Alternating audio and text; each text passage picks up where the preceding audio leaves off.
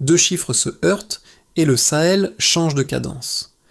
Trois États annoncent une alliance de 88 000 soldats et des blindés, et des dizaines de décisions à prendre en urgence, tandis que près de 40% du territoire burkinabé reste disputé, comme une frontière intérieure qui ronge l'autorité et la confiance. Pour qui suit Ibrahim Traoré, l'enjeu dépasse les combats.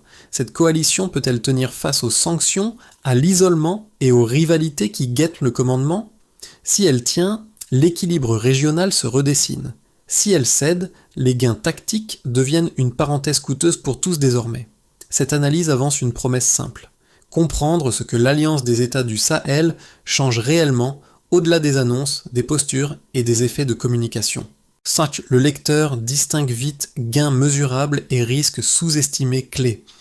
L'enjeu ne se limite pas à la manœuvre militaire, car la sécurité, la politique et la vie quotidienne s'entremêlent au Burkina Faso, au Mali et au Niger, parfois dans la même semaine, parfois sur le même axe rural.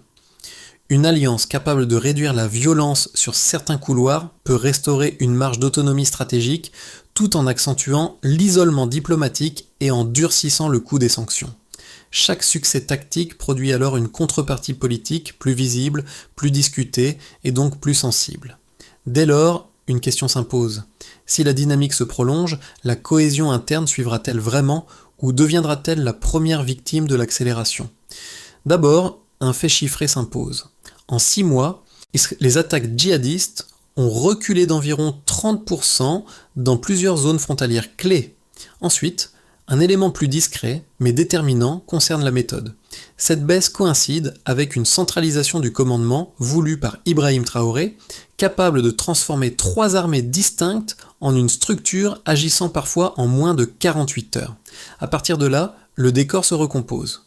Pendant des années, le Burkina Faso, le Mali et le Niger ont affronté des groupes armés mobiles qui franchissèrent les frontières comme si elles n'existaient pas. Les opérations se superposaient mal, le renseignement circulait lentement et chaque armée avançait avec une visibilité partielle sur les mouvements adverses. Cette fragmentation produisait une usure continue, des succès ponctuels, rarement suffisants pour inverser la dynamique générale de la violence.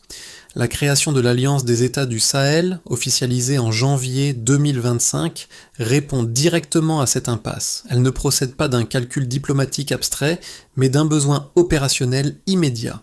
Reprendre l'initiative face à des groupes affiliés à l'EIGS et au GSIM qui contrôlaient près de 40% du territoire burkinabé. En rompant avec la CEDEAO, les 3 États ont cherché une cohérence d'action que les cadres régionaux précédents n'avaient pas su offrir. Un cas concret illustre ce basculement. Dans la région de Yaga, une unité mixte burkinabé-malienne mène une opération conjointe en moins de 24 heures, là où plusieurs jours auraient été nécessaires auparavant. Les axes ruraux sont temporairement sécurisés. Des marchés hebdomadaires rouvrent et de petits convois agricoles reprennent la route. Ce détail paraît modeste, mais il signale un changement de rythme perceptible pour les habitants comme pour les forces engagées. Ce contexte éclaire la question centrale.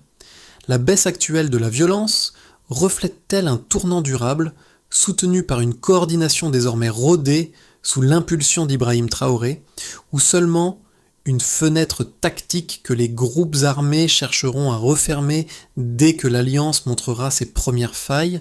Pour comprendre ce que l'Alliance produit concrètement au sol, il faut quitter les communiqués et suivre des trajectoires humaines précises. 2 scènes servent ici de fil conducteur. La première se joue dans le nord-est du Burkina Faso, et c'est là où des unités longtemps isolées opèrent désormais sous une même chaîne décisionnelle. La seconde se déroule à la frontière maliano-nigérienne, là où l'anticipation devient enfin possible. Dans le premier cas, des soldats burkinabés et maliens patrouillant ensemble sur un axe rural abandonné depuis des mois. Ce qui change n'est pas la puissance de feu, mais le tempo. Les décisions arrivent plus vite, les ordres sont clairs, et les marges d'initiative locale augmentent tombouctante. Pour les habitants, l'effet est immédiat. Des marchés hebdomadaires reprennent, des trajets courts redeviennent envisageables, et la peur se déplace sans disparaître. Le sentiment dominant reste prudent, mais il rompt avec l'immobilisme antérieur. Dans le second cas, Simple, le partage du renseignement permet d'identifier un déplacement de combattants affiliés au GSIM avant qu'une attaque ne soit lancée. L'opération conjointe évite l'effondrement d'un poste militaire fragile et, surtout, l'ouverture d'un corridor dangereux entre les trois pays. Avant l'Alliance, mais cette information serait restée fragmentée et trop tardive pour être utile. Ces effets précoces ne relèvent pas du hasard. Ils s'inscrivent dans une vision assumée par Ibrahim Traoré qui privilégie la vitesse et la coordination plutôt que l'accumulation de dispositifs dispersés. Le personnage guide n'est donc pas seulement un chef d'État, mais un choix de méthode qui réoriente la manière d'agir. L'essentiel est clair, quand le rythme change, la perception de la sécurité change aussi. Avant l'Alliance, la séquence se répétait presque mécaniquement. Une attaque surgissait dans une zone frontalière. L'information remontait lentement, puis chaque armée réagissait dans son périmètre, souvent trop tard et sans coordination réelle. Après janvier 2025, cette logique commence à se renverser. Le déclenchement ne vient plus seulement du terrain, mais d'une décision politique assumée qui accepte un coût immédiat pour modifier le cadre d'action. Le point d'activation est clair. En rompant avec la CEDEAO, le Burkina Faso, le Mali et le Niger acceptent sanctions et isolement diplomatique comme contrepartie d'une liberté opérationnelle accrue. Ce choix n'est pas présenté comme idéologique, mais comme une condition préalable à toute stratégie cohérente face à des groupes transnationaux. Ibrahim Traoré assume alors un pari explicite. Perdre des appuis externes pour gagner en vitesse, en lisibilité et en initiative militaire. Dans les jours qui suivent, une série de décisions accélère la bascule. Les états-majors établissent des règles communes pour les patrouilles transfrontalières. Un canal unique de renseignement est activé en moins d'une semaine. Des procédures autrefois négociées pendant des mois sont validées en quelques heures. À l'extérieur, ces ajustements passent presque inaperçus. À l'intérieur, ils modifient profondément la mécanique quotidienne des forces engagées. Le mouvement atteint son point culminant en mars 2025. Un convoi djihadiste se déplace entre le nord du Burkina Faso et le centre du Mali. Avant l'Alliance, aucune armée n'aurait pu agir assez vite pour l'intercepter. Cette fois, le renseignement nigérien intercepte une communication, le Burkina Faso mobilise une unité mécanisée, et le Mali déploie un détachement léger. En moins de 36 heures, les forces convergent sous l'autorité du centre de commandement unifié. L'opération empêche l'installation d'une base temporaire destinée à servir de plateforme pour plusieurs attaques. Pour les observateurs, c'est la première démonstration visible de la nouvelle vitesse opérationnelle. Les répliques suivent rapidement. À partir d'avril, plusieurs routes rurales, autrefois coupées, sont rouvertes. Les déplacements internes diminuent d'environ 20% dans certaines zones stabilisées. Les attaques chutent d'environ 15% sur des axes sensibles. Ces signaux nourrissent un sentiment prudent de regain de contrôle, sans jamais effacer la conscience d'une menace encore active et adaptable. Mais les ondes de choc dépassent le terrain. Politiquement, les tensions internes apparaissent plus nettement. Le Mali conteste certaines répartitions logistiques. Le Niger questionne l'équilibre du commandement, perçu comme favorable à Ouagadougou. À l'extérieur, les chancelleries occidentales durcissent leur ton et élargissent les sanctions. En parallèle, les groupes armés testent de nouveaux axes, cherchant les failles d'une structure encore jeune. La dynamique devient alors double. D'un côté, l'alliance gagne en efficacité et en crédibilité opérationnelle. De l'autre, chaque succès accroît la pression sur la cohésion politique. Le coût potentiel de l'échec augmente à mesure que les attentes grandissent. La question n'est plus seulement de gagner des opérations, mais de soutenir durablement le rythme imposé. La ligne de base est claire. Avant la mise en place du commandement unifié, les zones frontalières du Burkina Faso et du Mali connaissaient un niveau d'attaque djihadiste relativement stable depuis près de 3 ans, avec des opérations transfrontalières rares, lentes et contraintes par des chaînes hiérarchiques parallèles. 6 mois après l'entrée en fonctionnement du dispositif voulu par Ibrahim Traoré, ce paysage commence à se modifier de manière mesurable, sans pour autant effacer la menace. Un premier signe apparaît dans la violence armée. La violence armée. Dans plusieurs zones frontalières clés, les attaques ont reculé d'environ 30%. Ce chiffre ne signifie pas une victoire définitive, mais un changement de rythme. Il traduit une capacité nouvelle à perturber les mouvements des groupes affiliés à l'EIGS et au GSIM en réduisant leur liberté de circulation et leur possibilité d'implantation temporaire. En pratique, l'Alliance ne neutralise pas l'adversaire, elle l'oblige à se disperser, à tester d'autres axes et à investir davantage de ressources pour des résultats plus incertains. Un autre signal se lit dans les déplacements internes. Les déplacements internes. Au Burkina Faso, une diminution d'environ 20% des déplacements forcés est observée dans les zones considérées comme stabilisées. Cette donnée doit être lue avec prudence. Elle n'indique ni un retour massif, ni une sécurité durable, mais elle signale le franchissement d'un seuil psychologique. Certains habitants jugent désormais le niveau de risque suffisamment bas pour tenter des retours partiels, reprendre des activités agricoles ou rouvrir des marchés locaux. En cas, la perception de la sécurité devient ici un facteur mesurable, distinct de la sécurité absolue. Enfin, un dernier repère concerne l'intensité de la violence résiduelle. L'intensité de la violence résiduelle. Dans certaines régions sous contrôle opérationnel de l'Alliance, les incidents violents diminuent d'environ 15%. Cette baisse, plus modeste, révèle un effet précis. Les opérations conjointes perturbent les routes logistiques des groupes armés, compliquent leur ravitaillement et raccourcissent leurs fenêtres d'action. Les commandants sur le terrain souligne que ces résultats dépendent fortement de la continuité des efforts et de la fluidité du renseignement partagé. Ces trois métriques dessinent une tendance cohérente. Avant l'Alliance, coordonner une intervention transfrontalière prenait souvent plusieurs jours. Donc désormais, les forces des trois pays peuvent redéployer des unités mécanisées en moins de 48 heures. Le partage d'informations, autrefois entravé par la méfiance ou l'absence d'outils communs, devient une pratique quotidienne. Un canal unique agrège observations aériennes, interceptions radio et rapports des postes frontaliers, réduisant délais et erreurs. Cependant, ces preuves quantitatives ont des limites nettes.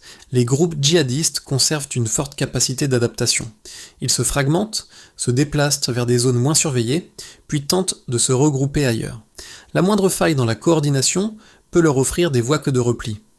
Plusieurs zones rurales demeurent instables, notamment dans les confins entre les trois pays, où la présence de l'Alliance reste intermittente et coûteuse à maintenir. Enfin, les chiffres ne disent rien des tensions internes. Les divergences sur la répartition des moyens, l'équilibre du commandement et la dépendance envers des partenaires extérieurs pèsent sur la durabilité du dispositif. Les données confirment une amélioration réelle mais conditionnelle. Elle s'en montre qu'en Snakut, la structure fonctionne mieux qu'avant, sans garantir encore sa solidité à long terme sous l'impulsion d'Ibrahim Traoré. La lecture favorable de l'Alliance des États du Sahel repose sur un argument central, formulé de la manière la plus robuste possible. Aucun cadre régional précédent n'avait permis d'endiguer durablement l'expansion des groupes djihadistes transfrontaliers. La centralisation du commandement, le partage du renseignement et l'intégration des capacités terrestres et aériennes offrent enfin une réponse cohérente à un problème qui dépasse les frontières nationales. Dans cette perspective, unir le Burkina Faso, le Mali et le Niger relève moins d'un choix idéologique que d'une nécessité opérationnelle. Les partisans de cette lecture soulignent que réduire d'environ 30% les attaques frontalières en 6 mois constitue un signal trop net pour être marginalisé. Le retrait de la CEDEAO et l'acceptation des sanctions sont alors interprétés comme le prix à payer pour restaurer une autonomie stratégique réelle. La lecture critique mérite la même rigueur. Elle met en avant des risques structurels capables de neutraliser les gains tactiques observés. Une alliance militaire n'efface pas les divergences politiques profondes. Simple, les priorités sécuritaires diffèrent, les capacités logistiques sont inégales et la question du leadership reste sensible. Le poids du Burkina Faso dans la structure de commandement, assumé sous l'impulsion d'Ibrahim Traoré, suscite des inquiétudes à Bamako et à Niamey. À cela s'ajoute une dépendance accrue envers des partenaires extérieurs non occidentaux, perçu comme un facteur d'isolement diplomatique et de vulnérabilité économique. Pour les critiques, les groupes affiliés à l'EIGS et au GSIM conservent suffisamment de marge de manœuvre pour exploiter la moindre fissure interne. La réponse la plus solide ne tranche pas idéologiquement, elle s'appuie sur les faits observables. L'alliance produit des résultats tactiques mesurables, mais ces résultats restent conditionnés à une cohésion politique encore incomplète. La performance militaire est réelle, la gouvernance commune demeure fragile. Autrement dit, le succès opérationnel ne garantit pas à lui seul la durabilité stratégique du dispositif. Jusqu'ici, la trajectoire semblait lisible. Coordination accrue, baisse mesurée de la violence, regain de mobilité sur certains axes. Pourtant, à mesure que l'efficacité militaire progresse, une friction plus profonde apparaît et modifie la lecture de l'alliance des États du Sahel. La structure qui permet d'agir plus vite devient aussi celle qui concentre les désaccords. Le cœur du basculement tient à l'architecture du commandement unifié. En centralisant les décisions, l'alliance réduit les délais et améliore la synchronisation des forces. Mais cette centralisation rend aussi les arbitrages plus visibles et plus sensibles. Les compromis sont pris plus vite, donc contestés plus frontalement. Des tensions autrefois diluées dans des cadres régionaux complexes émergent désormais à découvert au sein même du dispositif. C'est ici que le rôle d'Ibrahim Traoré change de nature. Son impulsion politique a rendu possible l'accélération observée sur le terrain. Elle place aussi le Burkina Faso au centre d'un système où chaque décision est scrutée par ses partenaires. La question n'est plus seulement de savoir si l'alliance peut gagner des opérations, mais si elle peut absorber les frictions qu'elle génère elle-même. Ce milieu de récit révèle un paradoxe stratégique. Plus l'alliance fonctionne militairement, plus l'exigence politique augmente. La cohésion cesse d'être un acquis implicite pour devenir une condition active à entretenir en permanence. Sans cet équilibre, la vitesse qui fait la force du dispositif pourrait aussi devenir son principal point de vulnérabilité. Les effets de l'alliance des États du Sahel se lisent différemment selon les acteurs concernés. 4 trajectoires se superposent et permettent de mesurer ce que les décisions prises à Ouagadougou, Bamako et Niamey produisent au-delà des communiqués, dans la durée et au quotidien. Pour les populations locales, le changement se traduit d'abord par des signes concrets. Dans plusieurs zones rurales, la baisse d'environ 30% des attaques frontalières ouvre des respirations fragiles mais décisives. Des marchés hebdomadaires rouvrent, des trajets courts redeviennent envisageables et les déplacements forcés diminuent d'environ 21% dans certaines régions du Burkina Faso. Cette amélioration reste instable. Les habitants savent que les groupes affiliés à l'EIGS et au GSIM conservent des poches d'influence.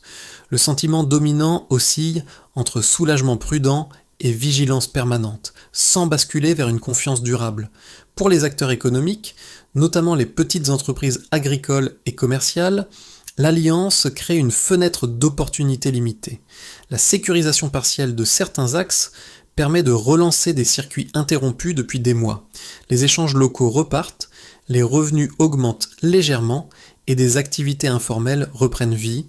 Toutefois, cette dynamique se heurte rapidement à un plafond. L'isolement diplomatique et les sanctions freinent l'accès aux financements extérieurs, tandis que la dépendance envers quelques partenaires non occidentaux entretient une incertitude sur la stabilité des règles du jeu économique à moyen terme. Pour les appareils d'État, les gains sont plus techniques mais structurants. La centralisation du commandement renforce la réactivité, simplifie les chaînes décisionnelles et améliore le partage du renseignement. Les officiers saluent la capacité nouvelle à agir en moins de 48 heures sur des menaces transfrontalières. En contrepartie, les tensions internes s'exacerbent. Le poids du Burkina Faso dans la structure, assumé sous l'impulsion d'Ibrahim Traoré, suscite à la fois adhésion et réserve chez ses partenaires. Cette friction institutionnelle devient un enjeu stratégique à part entière. À l'échelle régionale et internationale, en fait, l'Alliance modifie l'architecture sécuritaire du Sahel. Elle crée un pôle militaire autonome, observé avec prudence par les États voisins. Sur la scène globale, les puissances occidentales répondent par des sanctions et des pressions diplomatiques, tandis que la Russie, la Chine et la Turquie renforcent leur soutien. Cette polarisation repositionne le Sahel dans un rapport de force plus large, multipliant simultanément opportunités stratégiques et vulnérabilité économique. Ces 4 lectures convergent vers un même constat. Les bénéfices sont réels, mais conditionnels. Ils dépendent d'une cohésion encore fragile, sans laquelle les avancées observées pourraient rapidement s'éroder au détriment de tous les acteurs concernés. À horizon de 6 à 12 mois, l'Alliance des États du Sahel évolue dans un couloir étroit où 3 trajectoires restent plausibles. Aucune n'est certaine, mais chacune prolonge des dynamiques déjà visibles sur le terrain et dans les capitales, sans ajouter de faits nouveaux. Dans une trajectoire probable, l'Alliance maintient une efficacité militaire suffisante pour contenir la violence sans l'inverser spectaculairement. Les opérations conjointes se poursuivent, la baisse observée reste modérée mais stable, et les tensions internes demeurent gérables sans disparaître. Les arbitrages logistiques sont imparfaits mais fonctionnels. Les sanctions occidentales persistent, tandis que les partenariats non occidentaux compensent partiellement leurs effets. Si cette trajectoire se confirme, alors la sécurité progresse par paliers, sans rupture nette, et la crédibilité du dispositif repose surtout sur sa capacité à durer. Dans une trajectoire plus favorable, la structure militaire s'affermit progressivement. Le partage du renseignement devient plus fluide, les procédures communes se stabilisent et plusieurs zones contestées sont neutralisées de façon durable. Les succès tactiques renforcent la confiance entre les 3 capitales, réduisant les frictions politiques internes. Si ces gains s'installent, alors un rééquilibrage diplomatique prudent peut s'esquisser. Sans lever les sanctions, certains canaux de dialogue se rouvrent, offrant une marge de manœuvre supplémentaire. Dans cette configuration, l'Alliance transforme l'avantage de vitesse en avantage structurel. Dans une trajectoire plus sombre, les fissures internes s'élargissent. Les désaccords sur le commandement et la logistique bloquent des opérations clés, tandis que les groupes armés exploitent ces failles pour regagner de l'initiative. Les sanctions se durcissent, fragilisant davantage les économies locales. La dépendance accrue envers quelques partenaires extérieurs devient un facteur de vulnérabilité géopolitique. Si cette dynamique s'impose, alors l'Alliance perd son principal atout, la rapidité, et s'enlise dans un cycle d'usure prolongé. Face à ces 3 trajectoires, une idée guide la lecture. La cohésion interne compte davantage que la puissance militaire brute. Si la coordination politique tient, alors les gains tactiques peuvent s'accumuler. Si elle cède, alors même des succès répétés risquent de se dissoudre rapidement. Au-delà des chiffres et des scénarios, l'Alliance des États du Sahel se traduit par des expériences humaines contrastées qui donnent chair au débat stratégique. 3 cercles permettent de comprendre comment cette transformation est vécue, interprétée et parfois contestée. Pour les habitants des zones rurales, l'alliance n'est ni un concept militaire ni un choix diplomatique. Elle se mesure à des gestes simples: sortir de chez soi sans escorte, cultiver un champ, rejoindre un marché hebdomadaire.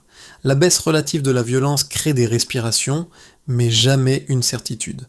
Chaque rumeur de mouvement armé ravive l'inquiétude. La sécurité est perçue comme conditionnelle, dépendante de la continuité des patrouilles et de la coordination effective entre forces voisines. Dans les capitales, une jeunesse connectée observe l'alliance à distance, à travers débats publics et analyses. Certains y voient une reconquête de souveraineté longtemps attendue, un signal de rupture avec des cadres jugés inefficaces. D'autres redoutent un isolement prolongé, synonyme de restrictions économiques et de mobilité réduite. Cette génération ne juge pas seulement les résultats militaires, mais les perspectives qu'ils ouvrent ou ferment pour l'avenir, en matière d'emploi, d'éducation et de relations internationales. À l'étranger, les diasporas sahéliennes suivent ces évolutions avec un mélange de fierté et d'inquiétude. L'affirmation d'autonomie portée par les dirigeants de la région est perçue comme un symbole fort, mais les sanctions, la polarisation géopolitique et le risque d'un conflit durable pèsent sur les transferts financiers et sur le regard international porté sur leur pays d'origine. Ces 3 cercles partagent une attente commune: de la clarté. Ils demandent de moins des discours que des signaux stables, capables de transformer un répit fragile en trajectoire crédible et lisible dans le temps, pour que l'Alliance des États du Sahel consolide ses acquis sans se fragiliser de l'intérieur, une feuille de route opérationnelle devient indispensable. Elle ne repose pas sur de nouvelles promesses, mais sur des mécanismes simples, mesurables et applicables rapidement par les trois capitales, sous l'impulsion politique assumée d'Ibrahim Traoré et de ses homologues. D'abord, les ministères de la VCM, de la défense des trois pays, peuvent instituer un conseil de commandement à rotation trimestrielle, afin de réduire la perception d'asymétrie dans la prise de décision. Une mise en place immédiate, avec un premier cycle sur 6 mois, vous permettrait de mesurer la baisse du nombre de litiges logistiques formellement signalés entre états-majors. Ensuite, le centre de commandement unifié pourrait définir 3 zones prioritaires avec des règles d'engagement communes, stables et partagées. Un délai de 3 mois paraît réaliste, avec comme repère un temps moyen d'intervention transfrontalière maintenu sous 40 heures sans dégradation du taux de coordination. Parallèlement, les unités de renseignement gagneraient à harmoniser les formats de données et à créer une base partagée sécurisée, alimentée quotidiennement. Sur un horizon de 6 mois, l'objectif serait d'augmenter le taux d'incidents interceptés avant toute action hostile.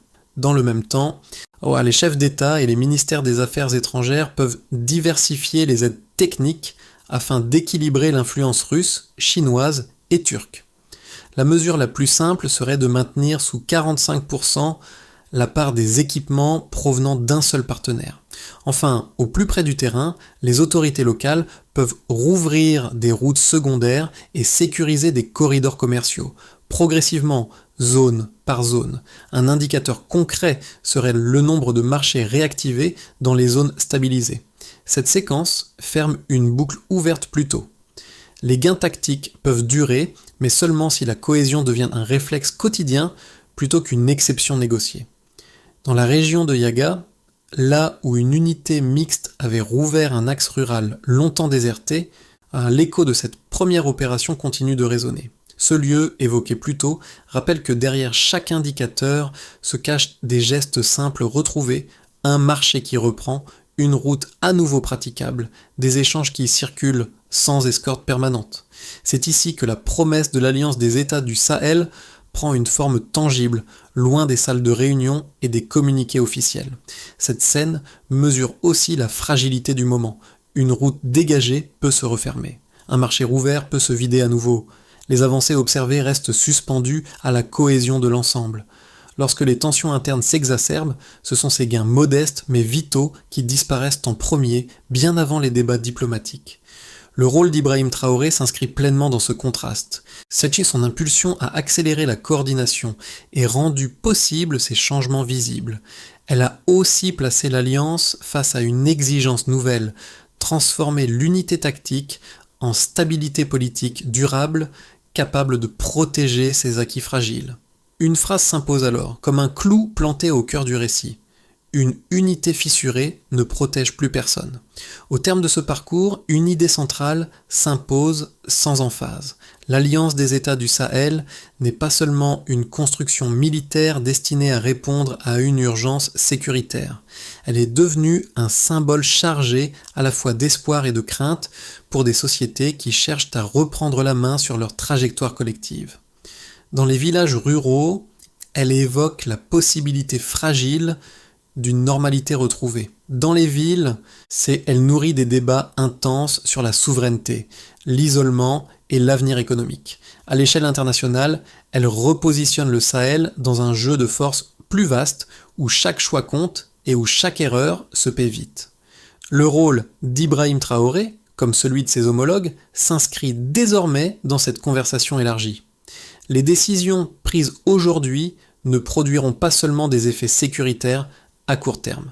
Elles façonneront aussi la manière dont la région sera perçue, soutenue ou contestée demain par ses voisins comme par le reste du monde. Ce débat ne doit pas rester confiné au cercle du pouvoir ou aux analyses spécialisées. Il gagne à être discuté sereinement, confronté à des regards multiples et ancré dans les réalités vécues. Comprendre ces dynamiques, les questionner et les partager, c'est déjà participer à leur orientation future.